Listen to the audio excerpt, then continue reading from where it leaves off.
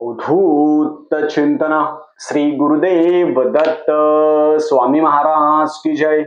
छत्रपती शिवाजी महाराज की जय. श्री स्वामी समर्थ.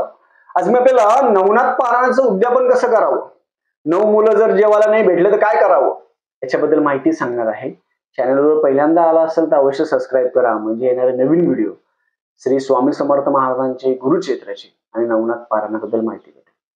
मन असता पवित्र सदाकाळ वाचावे श्री गुरुचरित्र. त्या युक्तीप्रमाणे आपण गुरुचरित्र पारायण आयुष्यात एकदा तरी करायला पाहिजे, गाणगापूर येथे संगमावर.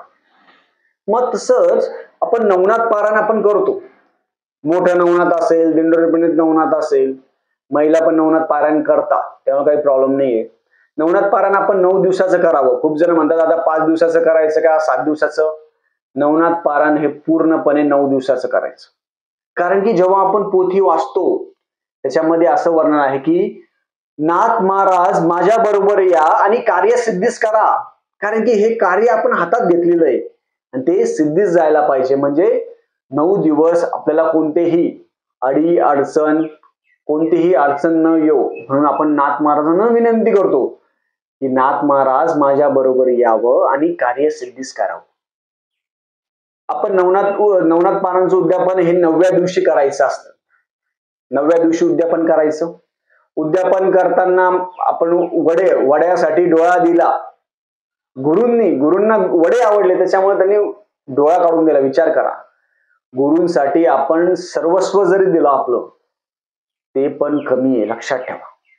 नाथ महाराजांची, कारण की जो नाथ पोथी जो वाचतो, नवनाथ पारायण जो करतो त्याला 4-5 दिवस तो पूर्ण बधीर होऊन जातो. मी स्वतः बधीर झालोय. होऊन जातो माणूस. आपण काय वाचतो ना समजत नाही, पण आपण जसं मराठी भावार्थ वाचतो तेव्हा आपल्याला समजतं की आपण नवनाथ पारायणामध्ये आपण काय वाचतो. म्हणून खूप जणांचा प्रश्न असतो की दादा आम्ही नवनाथ पारायण करतो पण काय वाचतो आम्हाला समजतच नाही. नका समजू देऊ, पण तुम्ही मराठी भावार्थ वाचा, काही गोष्टी आपल्याला समजतील. कारण की हे सगळे दत्त महाराजांचे अवतार आहे. दत्त महाराजांचे अवतार आहे.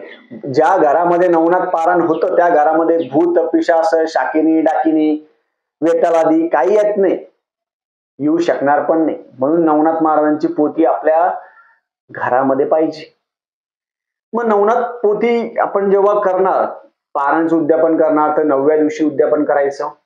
9 मुले छान जेवायला बोलवायची. 9 मुलं भेटतात. कोणत्या वयापर्यंत 9 मुलं पाहिजे. तुम्ही 20 वर्षापर्यंत बोलवा, काही प्रॉब्लेम नाही. 20 वर्षापर्यंत मुलं बोलवा, लहानपणा म्हणजे 5 वर्षापासून 6 वर्षापासून 20 वर्षापर्यंत बोलवा, काही प्रॉब्लेम नाही. महाराज की जय. त्यांना पहिले घरी बोलवायचं, त्यांचं पहिले पाद्यपूजन करायचं. जे 9 मुलं तुम्ही बोलवणार आहे, तुम्हाला 9 मुलं नाही भेटले, जेवढे मुलं भेटतील तेवढे वडे खिचडी पोटभर घरी बोलवा. त्यांना प्रॉपर घरी घेऊन त्यांच्या आई वडिलांना सांगा की आमचं नवनाथ पारायण आहे. कारण की खूप मुलं येत नाही, त्यांचे आई वडील त्यांना पाठवत नाही आणि नवनाथ पारायणाला खूप जण घाबरतात. मग त्यांना त्यांच्या घरी जायचं, मुलांच्या त्यांच्या आई वडिलांना सांगायचे की नवनाथ पारायण आम्ही असं केलेलं आहे, तुम्ही तुमच्या मुलांना घरी पाठवा, त्यांना कुंकू लावा.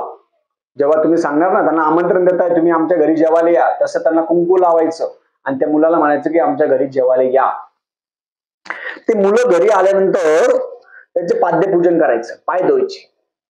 पाय धुतल्यानंतर त्यांना बसायला पाड द्यायचं, बसवायचं, रांगोळी काढायची. रांगोळी काढल्यानंतर काय करायचं, जिथं आपण नवनाथ पोथी ठेवली, पोथीला एक नैवेद्य, महाराजांना एक नैवेद्य, आपल्या देवघरात एक नैवेद्य. नैवेद्यामध्ये वडे असेल, ह्या नैवेद्यामध्ये कांदा लसूण टाकायचा नाही, लक्षात ठेवा. वरण भात भाजी पोळी, घेवड्याची भाजी असेल, वडे असेल, भजे असेल, हे सगळे दाखवायची. नैवेद्य आरती करायची. नैवेद्य आरती केल्यानंतर खिचडी असेल, खीर असेल, पोथीमध्ये जे जे वर्णन केलेलं आहे, आपण जी पोथी वाचतो त्या पोथीमध्ये जे जे नैवेद्य दिलेले, जोंधळे असेल, खीर असेल, हे सगळा नैवेद्य आपण पोथीमधला सगळा नैवेद्य तयार करावा. एवढं जमेल तुम्हाला तेवढं करावं. पण वडे तर प्रत्येकाने करा, उडदाचे वडे प्रत्येकाने करायचे. कारण की वड्यासाठी डोळा दिला सोपं नाहीये. आपल्या गुरुला जे आवडतं त्यासाठी आपण डोळा काढून देणं म्हणजे सोपं नाही हो. नवनाथ पारायण वाचा तुम्ही. गुरूंसाठी आपण आपला प्राण जरी दिला कमी आहे. आपण म्हणतो ना की आम्ही 11 माळी जप करतो, आम्ही गुरुचरित्र पारायण करतो, नवनाथ पारायण करतो. तुम्ही या गुरुसाठी करताय का? स्वतःसाठी करताय? हे पाहिजे ते पाहिजे ते पाहिजे असं म्हणा की नाही मी गुरुसाठी करतोय. आपले विचार बदला. विचार बदला. मग काय करायचं? आपण हे केल्यानंतर नैवेद्य आरती करायची. दत्त महाराजांची सगळ्यात पहिले गणपतीची आरती घ्यायची, नंतर दत्त महाराजांची आरती घ्यायची आणि नवनाथ महाराजांची आरती घ्यायची.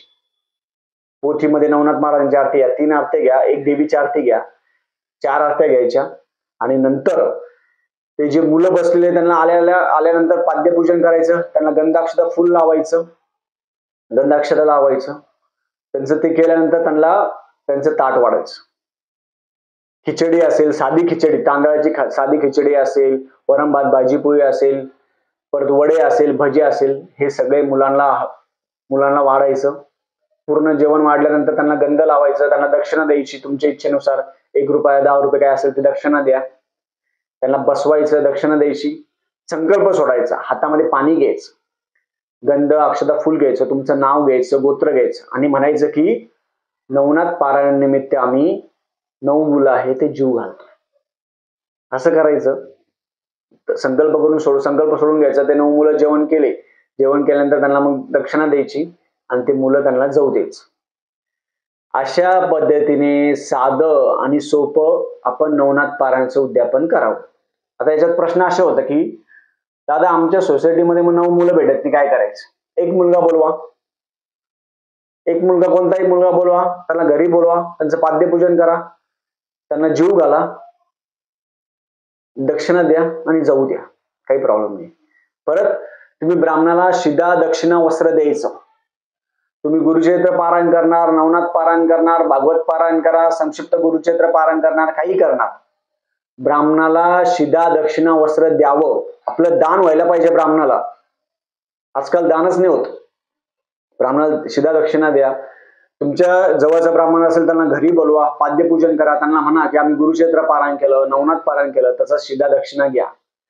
शिदा देताना 2 माणसं जेवतील त्याप्रमाणे शिदा द्यावा. सप्तधान्य असेल ते 1.25 किलो असेल, तेल असेल, तूप असेल, मीठ असेल, भाज्या असेल, हे ब्राह्मणाला दान द्यावं आणि दक्षिणा द्या, वस्त्र द्या. जवळ ब्राह्मण भेटत नसेल, आपला जवळ ब्राह्मण बघा, नाही भेटत असेल ब्राह्मण, तर तुम्ही मला संकल्प करून दक्षिणा देऊ शकता.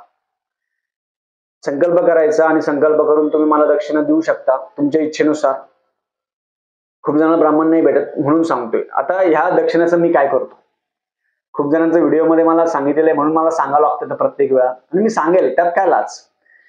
त्या जे दक्षिणा तुम्ही देता ते गाणगापूरमध्ये आपण अन्नदान करत असतो. खूप जण माझ्याकडून पत्रिका मार्गदर्शन घेता, वास्तू व्हिजिट करत असता, फेस रिडिंग मार्गदर्शन असेल, परत हिरण्यदान असेल, कोणी गुरुचरित्र पारायण करत असेल ते दक्षिणा असेल. त्या सगळ्या दक्षिणाचं आपण जेव्हा आपण गाणगापूरमध्ये जातो तर तिथं आपण अन्नदान करतो. ते पैसे अन्नदानासाठी मी वापरत असतो. म्हणजे तुम्ही दिलेले पैसे आहे ते सरळ अन्नदानामध्ये जातात, हे लक्षात ठेवा. हे केल्यानंतर आता ज्यांना पाठवायचे असेल तुम्ही नंबर देईल स्क्रीनवर, त्याच्यावर पाठवू शकता. हे केल्यानंतर 9व्या दिवशी आपण गादीवर झोपायचं नाही. पोथी असेल ती पोथी ही 10व्या दिवशी पोथी उचलायची. त्या दिवशी पोथी उचलायची नाही. पोथी 10व्या दिवशी पूजा मांडणी आहे ती सगळी 10व्या दिवशी उचलायची. तुम्ही म्हणणार मग दादा आम्ही नवनाथ पारायण केलं, आम्ही 9 लोक जीव घातले, बरोबर. तुम्ही म्हणणार आम्ही गल्लीतले लोक बोलवतो जेवायला. गल्लीतले लोक बोलवायचे नाही. खूप जण नॉन व्हेज खाणारे असतात, कोणी दारू पिणार असतं, कोणी काही असतं, कोणी काही असतं. नवनाथ पारायण गुरुचरित्र पारायण करत असताना गल्लीतल्या लोकांना बोलवायचा काही संबंध नाही. तुम्ही ब्राह्मणाला शिदा दक्षिणा वस्त्र द्या, 9 मुलं जीव घाला, नाही भेटले 1 मुलगा जीव घाला, विषय संपला. गल्लीतल्या लोकांना बोलवायचं काय, कोणी नॉन व्हेज खातं, कोणी काही खातं. तुम्ही 9 दिवस ब्रह्मचार्याचं पालन केलेलं असतं, 9 दिवस तुम्ही परान्न वर्ज केलेलं असतं, 9 दिवस तुम्ही खाली झोपता, एवढं तुम्ही तपश्चर्या केली असते 9 दिवस. तर केलेली जी सेवा आहे, जो प्रसाद आहे, तो चुकीच्या माणसाला देऊ नका. म्हणून लोकांना जीव घालणं हे महत्वाचं नाहीये. जे गरजेचं आहे ना, पोथीमध्ये काय वर्णन दिलं की ब्राह्मणाला शिदा दक्षिणा द्या, ब्राह्मण जीव घाला आणि 9 मुलं जीव घाला, बस या 2च गोष्टी आहेत. तुम्ही म्हणणार आम्ही एका मंदिरात दान देतो, आम्ही इथं दान देतो, आम्ही तिथं दान देतो. ते दान कोणत्या याला जातं हे आपल्याला काय माहित नसतं. म्हणून प्रॉपर 9 मुलं जीव घाला किंवा एक मुलगा जीव घाला, ब्राह्मणाला शिधा दक्षिणा वस्त्र द्या, याच गोष्टी आपण करायला साध्या आणि सोप्या. आणि नाथ महाराजांना लोटांगण घालायचं, दर्शन घ्यायचं, त्यांना म्हणायचं की नाथ महाराज तुमच्यामुळं माझं कार्य सिद्धी झालेलं आहे, असंच माझ्याकडून पारायण तुम्ही करून घ्यावं, असं विनंती करायची नाथ महाराजांना आणि आपली सेवा आहे ती सेवा पूर्ण करायची. अशा पद्धतीने प्रत्येकाने नवनाथ पारायणाचं उद्यापन आहे ते घरच्या घरी करावं. तुम्ही साधं नवनाथ वाचा, मोठं नवनाथ वाचा, कोणतेही वाचा, नाथ महाराज आपल्या घरी येत असता म्हणजे येत असता, लक्षात ठेवा. झालेली सेवा मी महाराजांच्या रुजू करतो. श्री स्वामी समर्थ.